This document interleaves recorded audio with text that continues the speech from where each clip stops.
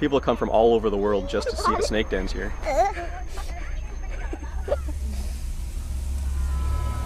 A lot of children are a little more willing to hold the snakes and to interact with them. Sometimes the adults are a little more apprehensive, which I think is kind of odd, that it's almost like the fear of snakes has been built into people as they grow up.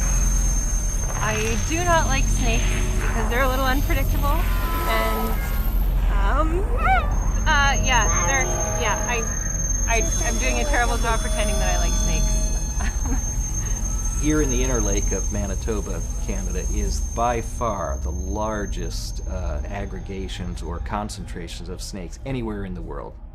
The Inner Lake of Manitoba is so plentiful, or why snakes are so plentiful here, really goes back to the geology of the area. Temperatures can reach 50 degrees below zero, and so a snake, being a cold-blooded animal, they have to be able to survive those winter temperatures. So that here in the Inner Lake region, the limestone bedrock is very close to the surface, and so that allows the cold and the water to crack and fissure the limestone, and it makes great big sinkholes, and that enables the snakes to get below the frost line during the winter. There's a very limited number of these den sites, so all the snakes in an area have to go to that den site that's in their region. And so that's how you end up with literally tens of thousands of snakes being in a sinkhole that might be the size of the average person's living room. It is actually very difficult for the males to find a female, because if you look from a snake's eye view, you just see kind of a sea of living spaghetti, and you're looking for a slightly bigger piece of spaghetti than all the rest of them.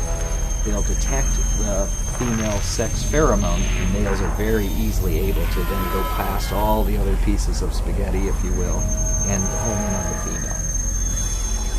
Oftentimes when the group of these courting males all gathered around one female trying to be that lucky guy that's going to mate with her, they'll get so wrapped up they can tumble down a hill literally like a ball, so people call them mating balls. Even though there's tremendous competition for mates, the males are not fighting with each other, they don't have dominance hierarchies, they don't have territories set up like other animals would do in a similar situation. I like to call them the ambassadors of the reptile world. They're a great way for people to interact with wildlife. Look at mommy and smile. The garter snakes don't have teeth, and they feel cool when you touch them and stuff. So they don't bite you. They just kind of move around in your hand really fast and stuff.